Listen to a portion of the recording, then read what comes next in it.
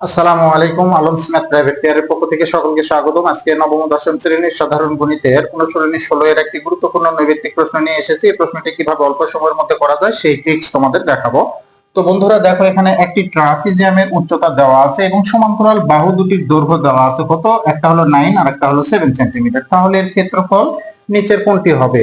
এইটা আমরা এক লাইনে করতে পারি। আমরা জানি ট্রাপিজিয়ামের ক্ষেত্রফল হাফ গুণন সমান্তরাল বাহু দ্বয়ের যোগফল গুণন লম্ব দূরত্ব বা উচ্চতা।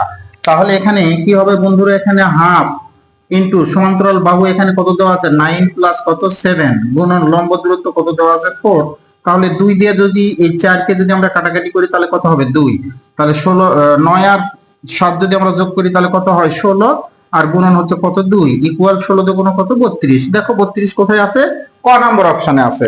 আশা করি এই শর্ট টিপস নৈবেত্তিকটি তোমরা সবাই বুঝতে পেরেছো। যদি কারো কোনো সমস্যা থেকে থাকে তাহলে অবশ্যই কমেন্টে জানাবে, পরবর্তীতে তার সমাধান করে দেওয়ার চেষ্টা করব।